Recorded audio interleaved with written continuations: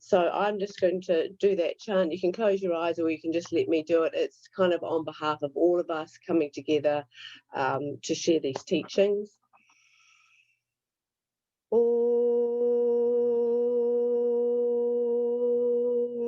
Sahana Vatu Sahana Punaktu Sahar Viryang Karavavai Tejasvinavati Tamastuma Vidvishavahai Om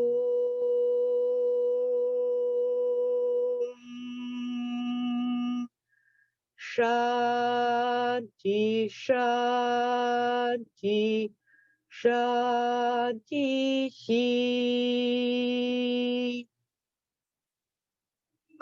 Okay, so basically what that is doing is saying, hopefully the knowledge or wisdom that we share here together is done in a light of positivity, and that we are treating each other and our experience in the light of love and compassion, and that we work well together and are not making enemies, which I don't imagine we will be, but just saying.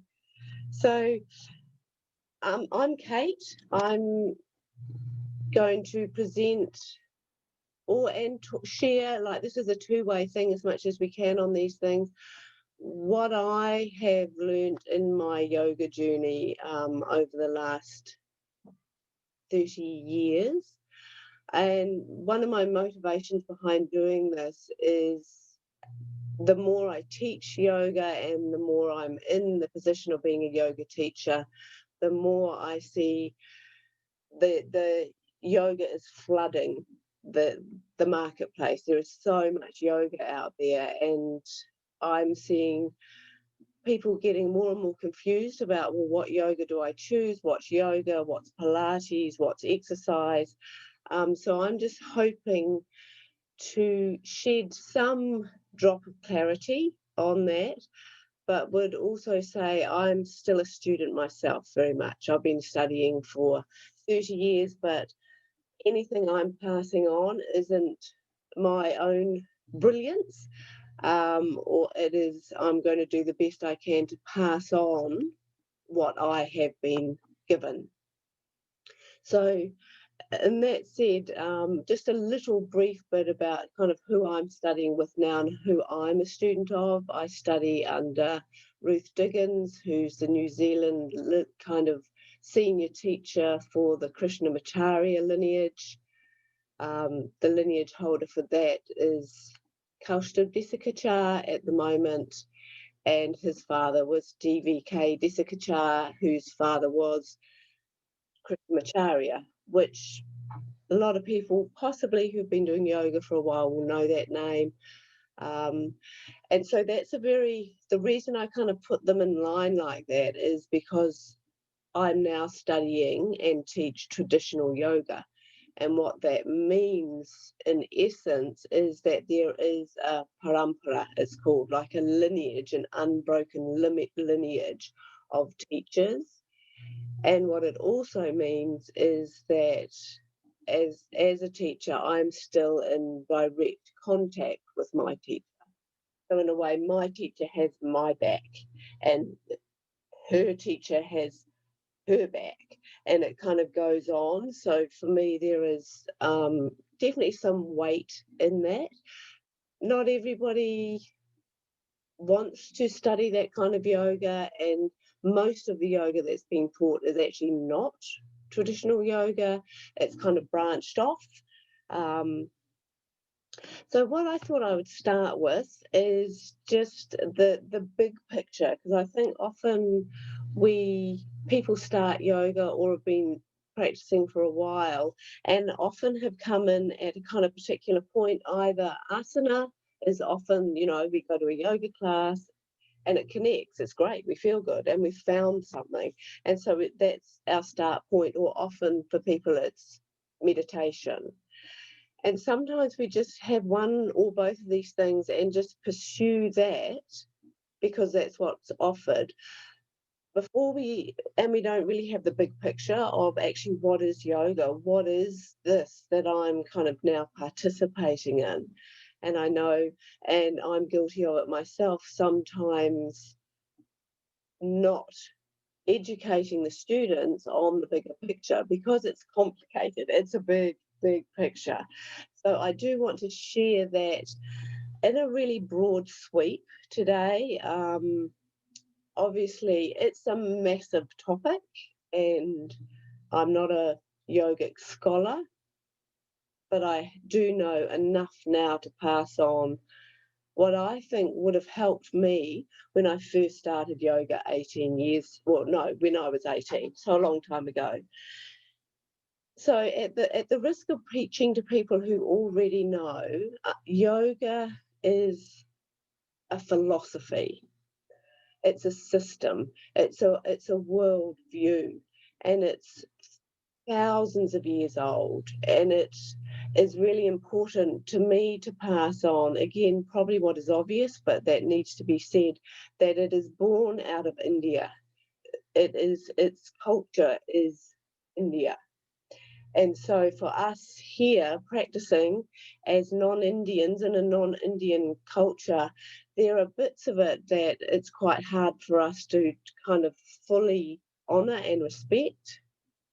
So that for me is also partly why I choose to study and teach in a lineage that has still got its roots in India. So I can hear from an Indian teacher what is appropriate, what is valuable, what is true yoga in their tradition. And so it's a philosophy, and in some ways an easy way to look at it, particularly if you're a metaphorical kind of person, which I am slightly, it's like a map. It's like this map of how to live. It's a map of life. And I know in my late teenage years, I remember thinking, was there some kind of rule book about life that I just didn't get? Like everybody else seemed to know what they're doing, and I didn't have a clue. And now I use yoga for that. That it's a philosophy that helps every aspect of living. And so the main text, so that it comes out of the Vedas, which is an understanding of what is happening at source, at creative level. So the Vedas are like thousands and thousands of years old, and about 2,000 years ago, there was a sage called Patanjali. You may have heard of Patanjali. He's kind of the main guy for yoga in terms of he took a whole lot of learnings from the Vedas and he put them together, and he made what's called Patanjali's Yoga Sutras. And all traditional yoga is born out of those sutras. So basically what they are, they're kind of this really pithy way of putting together the whole story of yoga, what it is, what it's about, how to practice it, what's going to happen when you practice it. And really, for us as teachers and practitioners, we need to be connected to the Yoga Sutras. Otherwise, the minute you kind of take the practice out of the philosophy, it's becoming unstable and will just kind of float off and become something else. So the kind of a summary of the Yoga Sutras is I think it's 195. It's written in these really short, it's called aphorisms, and they're short little statements. And they're short, and traditionally you learn them by chanting. You chant it and you chant it before you're even told what it means. So it's like this experiential. The Vedas are based on light and sound vibration. So it's like you embody it before your mind is told what it is. We don't learn that way so much now. I think I know I've learned the Yoga Sutras in a different way. I have learned to chant them, but I've also been told what they mean. So just to give you a kind of a picture of where asana falls in it, it's handy to know, well, I think it's handy to know, Patanjali's Yoga Sutras is broken up into 4 parts. So overall, there's 195 of these sutras, and they're pretty much broken into 4 parts evenly. So round about 50 sutras in each of the books. And so the first book, the first part of it is called Samadhi Pada. And that is, Samadhi is like the state of mind. So it's about how this state of union that the mind can achieve. And the first chapter is kind of about the goal of yoga. That's really what we're seeking, is this state of samadhi. It is also referred to as chitta vritti nirodha, which means to still the mind. That is the goal of yoga. So that's the first chapter. Nothing about asana, not a mention. Then the second chapter is called Sadhana Pada, and that sadhana is practice. So the second chapter gets into, okay, we know what the goal is, we're wanting to still the mind. And the second chapter then looks at how, what do we do, what are the practices? And there, asana does come in. It gets a mention. It's a teeny mention. And I'm not saying this because I'm anti-asana. I practice asana, I teach asana, but it's just to put it in perspective. Out of 195 sutras, asana is referred to in 2 of them. So it's just to really get an idea of the breadth and the complexity of yoga as a whole, so we don't get narrow-minded and think, oh, I just practice asana and that's it. And then the third chapter it's called Vibhuti Padana, and that's about the gifts, some of the kind of your superpowers that can come if you practice yoga. And it also comes with a whole explanation about that's not really what you're seeking. Those things are kind of consequences, but they're not the goal. And it comes with a warning of not to get kind of sidetracked or to get distracted by these gifts that might come from yoga practice. And then the final chapter is called Kaivalyam, and that's about freedom. And it's about the possibilities of self-awakening, self-awareness, of becoming free, of your mind becoming free. So those yoga sutras are a really important foundation of a yoga practice that's going to help you put your asana practice in some kind of context. And I know for me, when I first started doing asana, I mean, it was great, but I never really understood why I was doing it, other than in a lot of classes and a lot of traditions even, there's this kind of an understanding that it's some kind of cleansing to some degree. I'm assuming here that we understand it's not about fitness.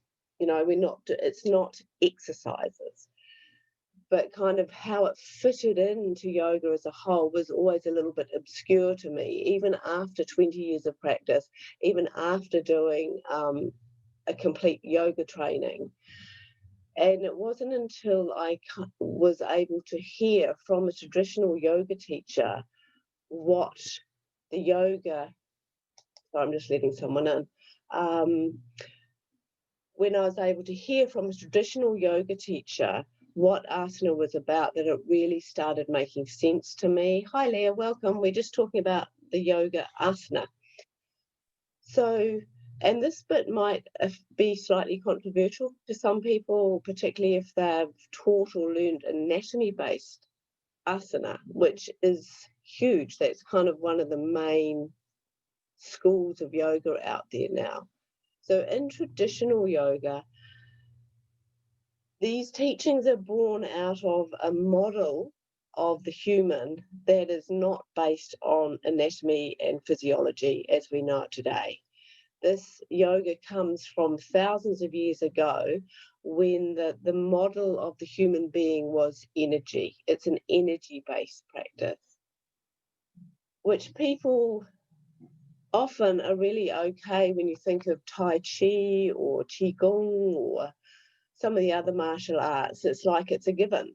Yes, we know it's about energy. Somehow yoga has slid, that awareness has become quite background, and people are more inclined these days to view yoga asana as anatomy based. And we see it everywhere. I mean, there's classes that are about hip opening or stretching this, or whereas truly it comes from an energetic model. And so all the asanas have, there's a classification. I won't go into it, that's a whole other thing. But every single asana that we practice has a classification, like there's 5 main classifications, and that classification is based on energy. So to try and make that clearer, it's like, is the asana that I'm practicing, is that going to stimulate prana, which is this energy in my upper body? So any of the asana you do that are about extension or taking your hands up, that's going to activate prana. Or is it going to activate dhyana, which is an energy down the side of the body, which you'll get with twisting? So all of our asana are working on the subtle layer of energy. And when you can understand that it's about that, it kind of can become clearer when we're thinking about cleansing. So what we're wanting ultimately to do in the journey of yoga is come closer to the light, to that aspect of the self. In yoga, it's got many names. One of them is Purusha.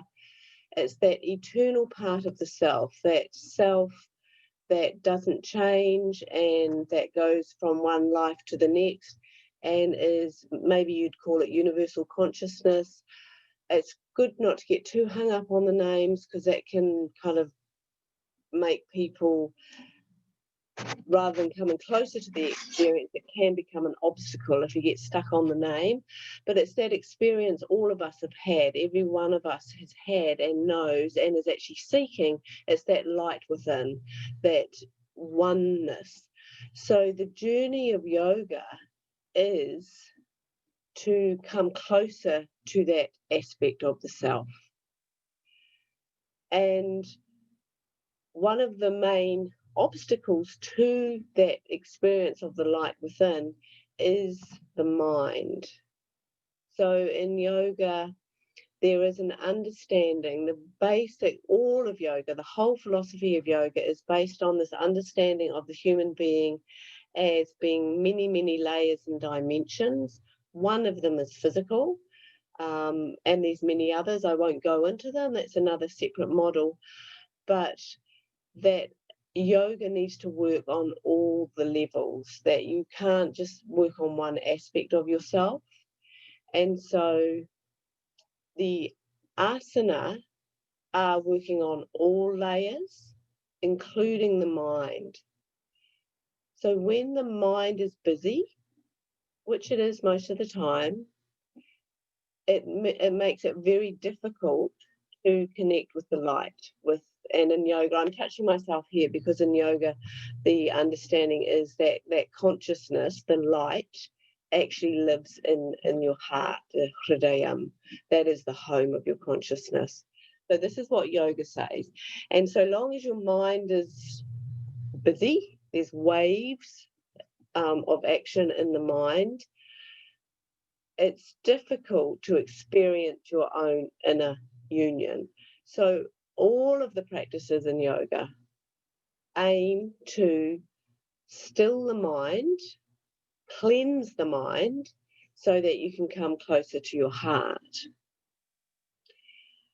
The mind is a complicated thing, and I know there's many traditions that go directly just to dealing directly straight with your mind. I'm certainly no expert, and I know there's people on this call who know more than me about it, but I do believe, say, there's some Buddhist practices that will just go straight to meditation. Yoga is a little different in that it sees the easiest way to affect the mind is through the breath. And the easiest way to affect the breath is through movement. And so they kind of it goes from the gross to the subtle. I don't know. In yoga, they do say just to sit down directly and try and meditate. You're going about it the hard way. Whereas if you move the body, and that's what the asana is for. Like when we're doing asana, we are doing it to support and prepare the breath. And when we're doing pranayama, which is breath work, we're doing that to support the mind for meditation. So it's this journey from the gross to the subtle. And what can happen is sometimes, so this journey that we're taking, sometimes people get a bit sidetracked with the asana bit of it. If a metaphorical way to think of it is, say, yes, the body, say, we could say it's like a car or a vehicle of some sort, and we are going on a journey, but the driver is what we're really interested in. That's the Purusha, your light, your consciousness. So our journey with yoga, we are going somewhere, and we do need to make sure that the car's going all right, that it's got 4 good tires and it's got fuel. So we do need to take care of the body, and yoga's got lots of tools and recommendations how to do that.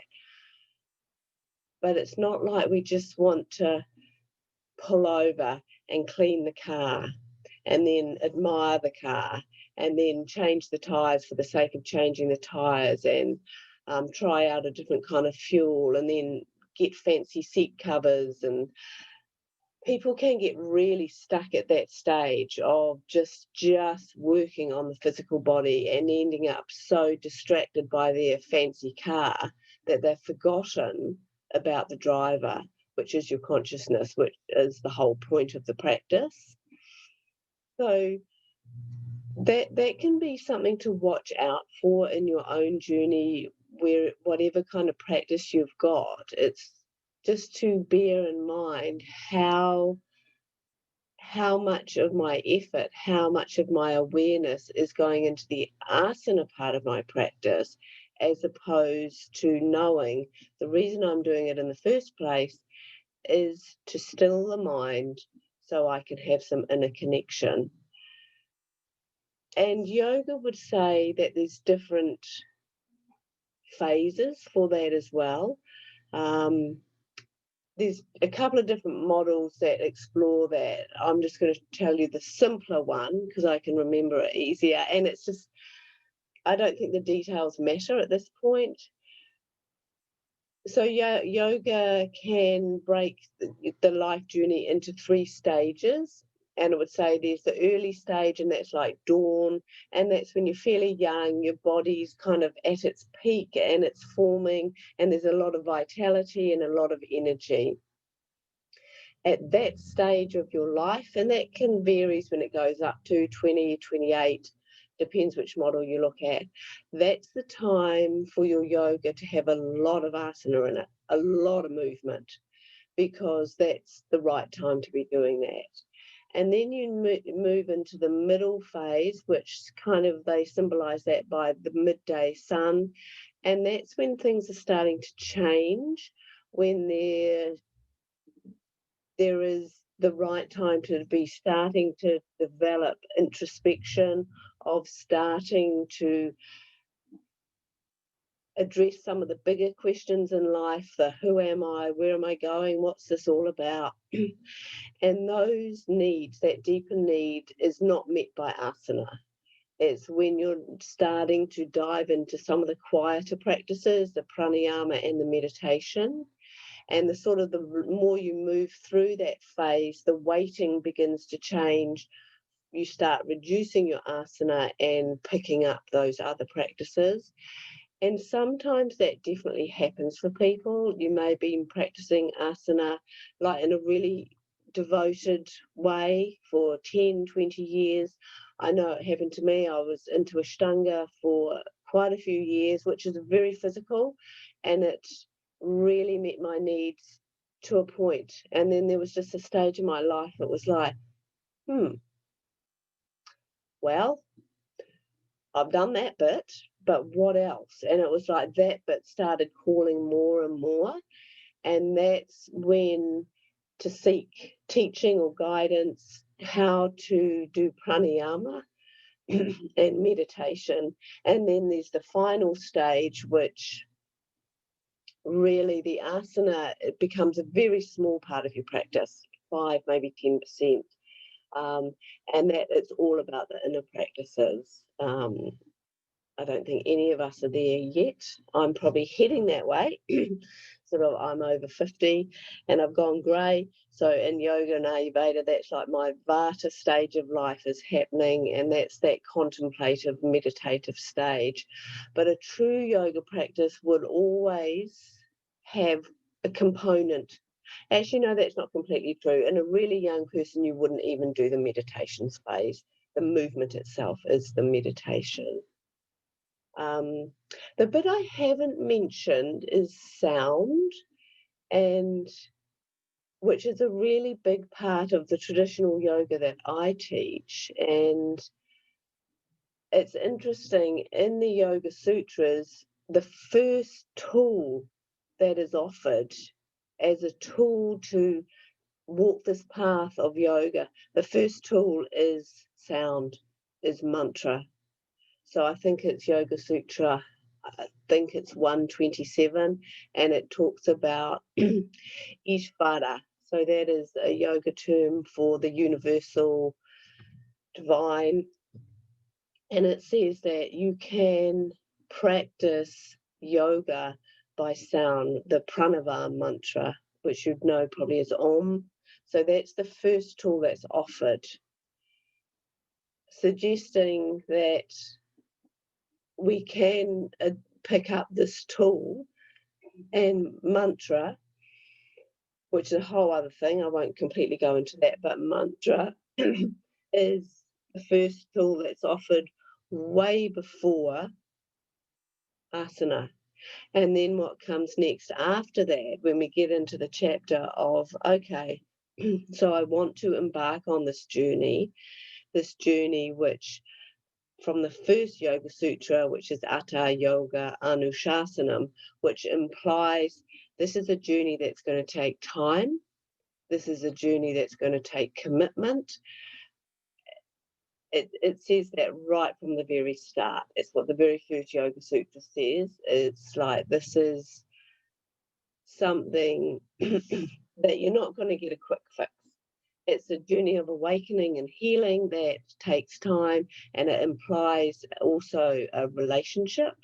The word Anushasanam is about teachings, that these teachings get passed on from a teacher to a student, and without the commitment from the student and from the teacher, that the yoga is not really going to happen. Which is kind of tricky in today's yoga, when we have these classes, 20 people rock up and they do a class and you never see them again, which is kind of not really the model of traditional yoga. Traditional yoga would say that you really need to know the student, and the student really needs to know you, and you establish, we're going to do this together, however long it takes, and however it shows up for you. We'll take this journey together. And so once you decide that you're on the path of yoga, the Yoga Sutras offer what is called the 8 limbs of yoga. This is kind of, in some ways, this is the guts of it. This is the how-to. This is the yoga that we take part in. It's called Ashtanga because Anga is limb and Ashta is 8. Well, that might be the other way around. No, I think it's that way around. Which is not the Ashtanga yoga that we all know. Somehow Patabi Joyce, the man who put that sequence together, he called that Ashtanga yoga. So people kind of think that's hardcore series. You know the one I mean? Yeah. Yes, that's called Ashtanga yoga, but the Ashtanga yoga of the Yoga Sutras is these are the 8 things that as a complete package, they make up yoga. And if you're only doing one of them, you kind of possibly really not going to get the results or the benefits of a good yoga practice. And the first two are really interesting, and these are the foundations of yoga. And unfortunately, we don't teach them much. It's philosophy, and it's kind of a hard thing to know how to teach. That's part of why I'd say very rarely do teachers pass it on in classes, which is a shame. And I haven't done it because it's a hard thing to know how and when to kind of mention it, but they basically are the foundation, and they are called the yama and the niyama. And what they are a set of behaviors, attitudes, principles. The first ones, the yamas, they're about if you want to undertake the path of yoga and be a yogi, these are the attitudes or behaviors that you will cultivate over time in relationship to other people and the world outside of yourself. So again, it starts from the gross and goes to the subtle. And you've probably heard of some of them. I mean, that's a massive topic in itself, but they are things like ahimsa, which is non-harming, satya, which is truth, asteya, which is non-stealing, aparagraha, which is non-grasping or kind of not being greedy, and brahmacharya, which is having relationships based on the highest good. I mean, that's totally skimming through a lifetime's worth of study, but just to give you an idea of what I mean. And then the niyama, again, they are practices. Again, there's 5 of them, but they're more personal. They're things that you're doing within yourself, and they're really nice practices. They're things like santosha, which is contentment, Solsha, which is like cleanliness on all levels, Ishvara Pranidhanani, which is surrendering to the divine, whatever name that you've got for that, tapas, which is kind of intensity or putting an effort of some sort. And there's one more which has gone out of my brain. Svadhyaya, which means study. So those two, I mean, and that's massive. That's a huge thing. That's where we start yoga. That's the beginning. And once we're cultivating some of these things, and lots, I mean, I know they show up in other names and lots of other paths as well. I mean, they're broadly speaking, the kind of behavior anyone on a spiritual path is undertaking. Yoga just kind of names them and goes into them in great, great detail. And you can study and practice just one of those as a year's practice, really. I'm going to be bringing them into my teachings this year. So after that foundation, the next tool that's offered is asana. So, and there's a whole lot about asana I could talk about, but I won't go into that so much. And then after that, there's pranayama. We know that it's using the breath but it's not about like oxygen. We're using pranayama as the vehicle for prana, for energy, for life force. And it's considered the highest tool for transformation and cleansing. However, there's preparation. So generally speaking, you're doing the yamas and the niyamas, you're practicing asana, and you have mastered asana before you do pranayama. But the interesting thing, what mastering asana means, doesn't mean you do 50 complicated asana. What it means is that you can be in a pose, you can be in asana with a completely still and smooth breath, that you can be in that state of stillness. And it might be a really simple asana. So there's people out there who can do all sorts of jazzy poses and are not in the state of yoga. They've still got a busy, distracted mind, and there can be someone who looks maybe they're old, maybe they're even disabled, maybe they're not particularly athletic, and yet they can be still and deeply in an asana. Even if it's just sitting, they're ready for pranayama. And then so after pranayama comes pratyahara, which is the withdrawal of the senses. It's not something you kind of do as a separate practice. It's something that happens as a result of asana pranayama. It's this kind of, the senses start going inward. They stop kind of picking up stuff. And then you're ready for what's called the inner practices, which are dharana, which is concentration in yoga. That's seen, you do that as getting ready for meditation. And you're probably already doing that in asana anyway. It's just single focus. It's like if you can focus just on your breath in the asana, you've got dharana, which is single focus. And then you move into dhyana, which is just a deeper kind of meditation. And then maybe if you're lucky, you get to samadhi, which is right at the end. Yeah, which again, they would say you can't make that happen. But if you're doing all the other stuff, it's like there's enough of a cleansing process that some of these gifts will come. And basically, what you're doing is you're moving out some of the rubbish, and you're penetrating through the ego, those outer layers that are stopping us connecting with the light. All this yoga is helping you come closer to that. And it happens two ways. It kind of happens incrementally over time. There's a deeper and deeper cleansing, but it can also happen instantaneously. There can be moments in a practice that it's like you've dropped right in, you're there, you've had that moment of yoga.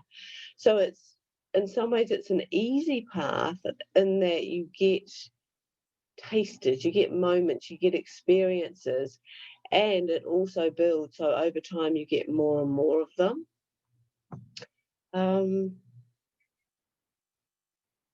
It's a lot, isn't it? I feel like I've been absolutely rambling. Have either of you got questions you want me to answer? You can either unmute or you can put it in chat. And Jess, I've just been sitting here recognising you. Oh, it's Tess, it's not Jess. No, you look so like Jess, who came on a retreat, but no, it's not you. Okay, no, that's good. Have you got questions? I know I've kind of gone here, there, and everywhere. Thanks, Kate. Yeah. Okay. Don't worry, I get called Jess a lot. And you do look like, there's a woman in Dunedin who's a massage therapist called Jess, who looks very similar. There you go. Thank you. You haven't been rambling. I'm a yoga teacher as well. Oh, nice. But I've been questioning a lot the sort of modern elements of it. So yeah, be interesting to hear your thoughts on, for example, if you Google yoga, you won't be surprised that most of the pictures or images you see are of, white, young, slim female people in spandex. And that troubles me. And as someone who's relatively young and relatively new to that, I'd be grateful for your insights and your experience thus far, as to how that can be kind of tackled, I suppose. Yeah, it's big, isn't it? It's huge, and it's partly why I think partly this, just opening up the conversation, is a start, and possibly hard for you, Tess, because you are white, young, and slim. In some ways, it's really hard for you to not be seen as representing that kind of yoga. It's easier for me now because I'm getting old, and it's like, okay, well, obviously she's not going to do some tricky asana. I think the first place in tackling it is finding someone to listen to that has got some real wisdom. And I can only rave about who I listen to. Kaustubh Desikachar does amazing YouTube free talks on the Yoga Sutras. And he's been in this tradition forever. That's his family lineage. But he's also modern, and he's also quick and clever, and delivers the real truth, the essence of it, but in a way that makes sense. And so I would say that's a really good starting point. And just to see, okay, if you listen to him, you've got to get past the fact he's this kind of funny, fat looking Indian guy, which he really is. But it's like, when you get past that, and he's not trying to be a guru at all, so there's no sense of that in it, but to actually hear, what are these sutras about? What actually is this tradition really about? I haven't come across anyone who does it better than he does. Yeah. And possibly, I don't know, to look at, so you've been trained. Who can I ask, who did you do your training with? Yeah, I did my training in the UK with someone called Melanie Cooper, Bristol School of Yoga. So yeah. So what can also be helpful for kind of finding your own way through it is so it's not necessary to have a guru. No, not at all. Is to go back and look, well, who did she learn from? And just start looking at yoga in that way, because I think when you kind of realize at the front end, which you and I are at the front end, we're students and we're teachers, and to recognize that some of the people up the front here, what have they got behind them?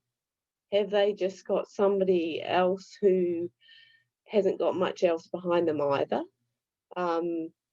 Because one of the things that's happening in this industry is people are just making money, which, we have to make money as yoga teachers, but they're making money by training yoga teachers. It's an easy way to make a lot of money. And if that's the case, often there's a sense of, you finish your training, it's like, okay, I know something, but I can feel that there's bits missing. I haven't been taught kind of the depth or the content that I really want to know.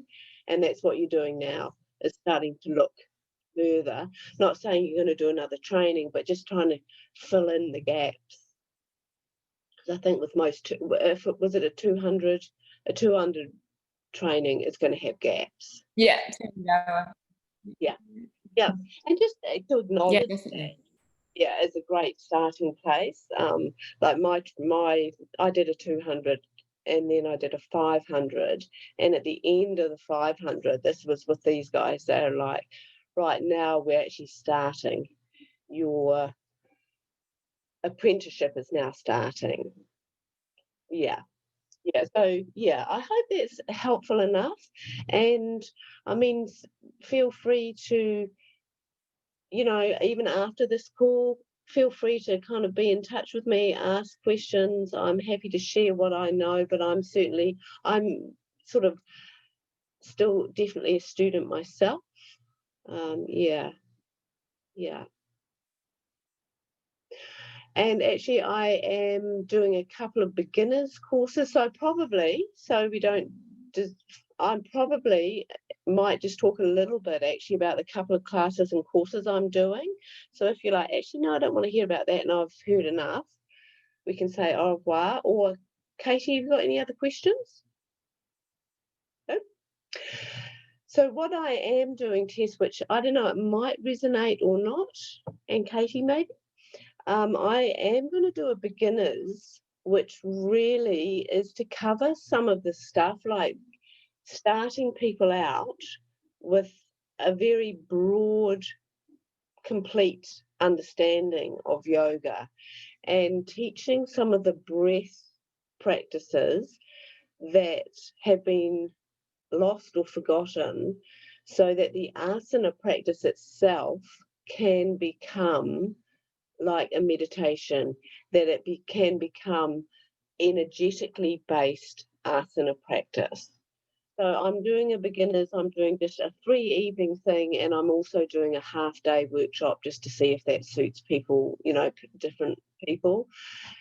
So the asana component of it, in some ways, is quite small.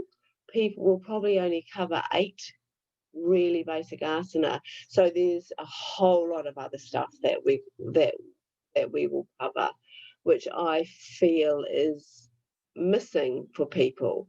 They just kind of dive in and do asana without kind of really good guidance on what's happening on the inside when you do the asana. Yeah.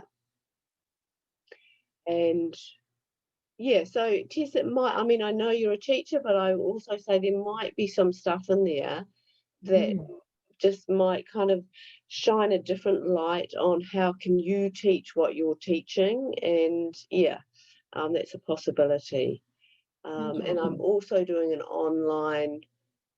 So part of that, actually, if you did sign up for that, that does also mean that you get free. I'm doing a terms pranayama class online. I'm doing an in-person one in the studio in town, but then also an online one. It's just going to be half an hour once a week in the evening. And I think getting support with pranayama as well is also a really good thing, because it's such a crucial part of the practice, and not so many teachers teach it, and it's not kind of being passed along anywhere near as much as asana is, and yet it's kind of hopefully where all asana practices are heading. Yeah, so I've got both of those there on my website. I don't know if you've um trying to think if there's any other interesting networks for you to hook into. I'll have a think, and if I can remember any, there's a couple of quite good Facebook traditional kind of groups that I'm in, because there's so much out there, isn't there? That's the trouble. Yeah, it is. If I think of anything after this, which is the case, isn't it? It's like you get off the call and think, Yeah. why did I say that? Thank you. Yeah. So thank you for being part of this, and Katie, thank you. Has anyone got anything else that we should discuss? No? Okay. Yeah, thank you. Thanks very much. My pleasure. And thank you for being part of it. Now, I never know how to exit these gracefully. I think it'll be an abrupt goodbye.